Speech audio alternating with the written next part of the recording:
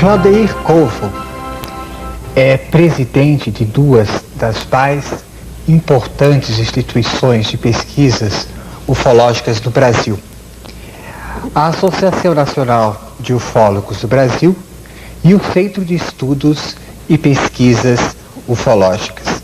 Além disso, o Claudeir possui o maior arquivo de fotografias de UFO no Brasil. Você não gostaria de me mostrar algumas delas para nossos telespectadores?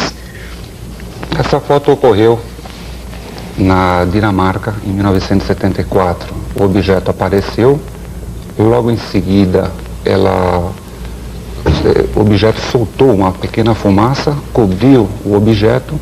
Quando a fumaça se desfez, o objeto não estava mais fisicamente local, havia desaparecido. As testemunhas não viram o objeto se locomovendo. Essa foto ocorreu na África em 1974, um objeto de grandes dimensões. Nessa foto ele está ampliada 300 vezes. O que sai essa luz nela? É a sua luz que captou? O disco em si, ele forma um campo ao seu redor, um campo de origem eletromagnética, porque causa interferências em equipamentos eletrônicos, e esse campo ele está presente o tempo todo, de dia e de noite. De dia, por ser um campo altamente concentrado, e a luz do Sol sendo superior em relação à luminosidade, não é visível durante o dia. Então nós conseguimos nas fotos diurnas verificar a forma do disco voador ou do objeto em si.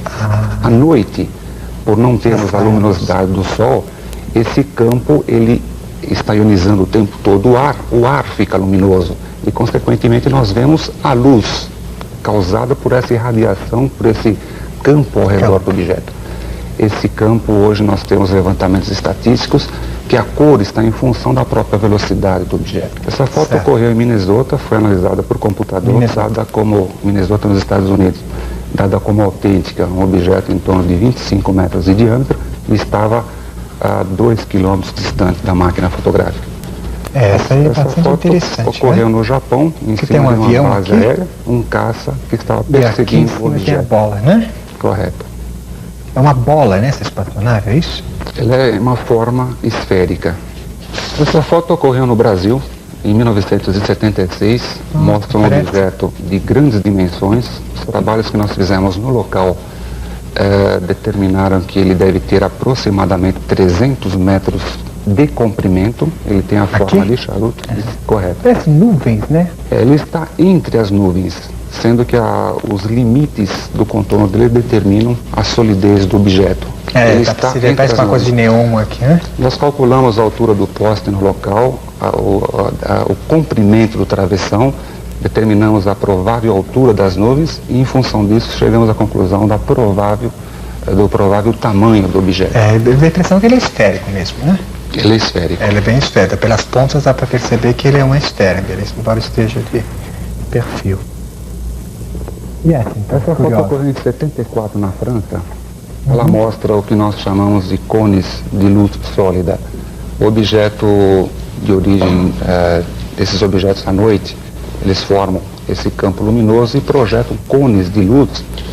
E nós chamamos de luz sólida porque essa luz ela consegue inclusive movimentar objetos, ela consegue fazer som ao se tocar. Existem alguns casos ufológicos em que a pessoa conseguiu andar sobre essa luz. Daí vem o termo luz sólida. Tira essa foto. Essa foto ocorreu no México. Ela mostra um objeto com 4 tentáculos e ele também foi analisada por computador, essa fotografia, dada ele tem como 3 autêntica. pontas aqui, São né? 4 pontas. A 4ª ponta estaria do outro lado, não visível na foto. Segundo a testemunha, 4 pontas. Interessante que essas pontas funcionavam como sistema de propulsão do objeto, porque de acordo com o movimento do objeto, as pontas eram orientadas para trás. Essa foto ela foi dada como autêntica, um objeto também de grandes dimensões e a grande distância da câmera. E dos tripulantes? Você nunca conseguiu nada?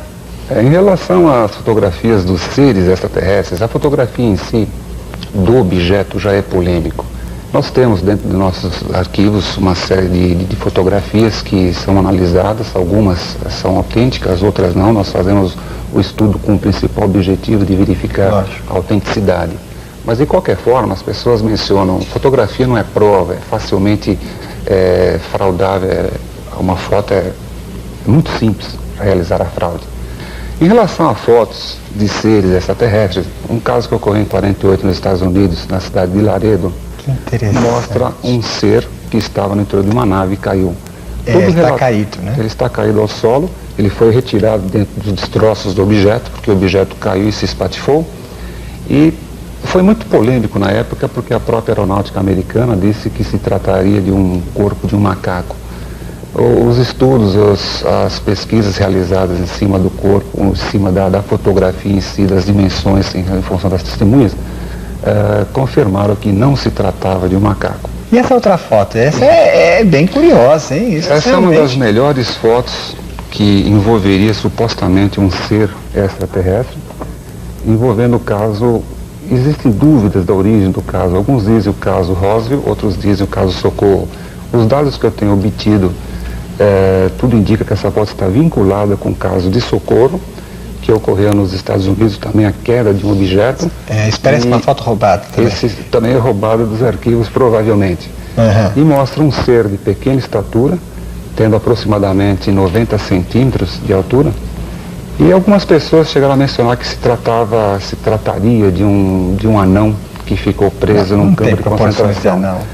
Alguns médicos, colegas nossos, examinaram a fotografia e realmente a compleição do corpo em si não tem nada a ver com um anão. Realmente se trata de uma imagem de um ser totalmente estranho. A cabeça dele tem uma saliência. E aqui na foto que está ali, tem várias testemunhas, né? Segundo mencionam, seriam 2 agentes da CIA que estariam segurando esse ser. O que você acha que esses OVNIs querem conosco, hein? É muito difícil dizer o que eles querem conosco. Existem muitas teorias em função dos objetivos desses seres. Alguns dizem que esses seres seriam responsáveis pela vida no planeta Terra, eles que deram início em tudo. Outros dizem que eles, com o passar do tempo, eles têm interferido na própria cadeia do ADN do ser humano, fazendo alterações de modo a ir consertando o ser humano para ter como uma conclusão final o ser supremo. É uma outra teoria.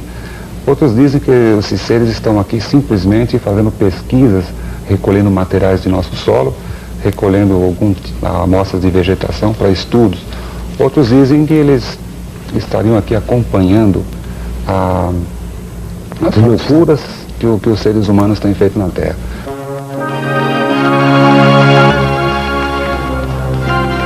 Claudeir, você acha que a ciência tem dado o trato necessário ao assunto? Recentemente nós tivemos um show de discos voadores sobre o Brasil em maio do ano passado, inclusive com o próprio pronunciamento da aeronáutica brasileira. Consequentemente, apareceram vários cientistas e vieram dizer que os nossos pilotos estavam perseguindo durante 8 horas meteoritos.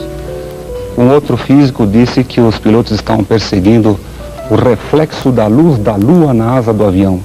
Realmente um absurdo. Esses cientistas não tiveram, no mínimo, um segundo de pesquisa sobre os fatos. Simplesmente ouviram as notícias e vieram ao público e mencionaram. Isso é lamentável. Eles fazem uma correlação em relação aos nossos conhecimentos sobre as conquistas espaciais. Eles dizem que uma nave tipo Pioneer 10, para sair do nosso sistema solar e atingir a estrela mais próxima, a estrela Alfa do Centauro, distante 4,3 anos-luz, eles afirmam que vai se levar em torno de 100 mil anos, viajando a 50 mil quilômetros por hora. Eles falam, bom, como é que poderia uma família de seres extraterrestres entrarem no interior de uma nave, viajarem 100 mil anos, gerações e gerações dentro de uma nave, para chegar até o nosso sistema solar, até o nosso planeta Terra, fazer algumas evoluções e depois ir embora? Realmente isso, dentro do contexto do nosso conhecimento terrestre científico atual, realmente não teria sentido nenhum. Nós não podemos nos esquecer que temos apenas 30 anos em conquistas espaciais. Eu pergunto a esses cientistas, como estarão os seres extraterrestres com 1 milhão de anos na nossa frente?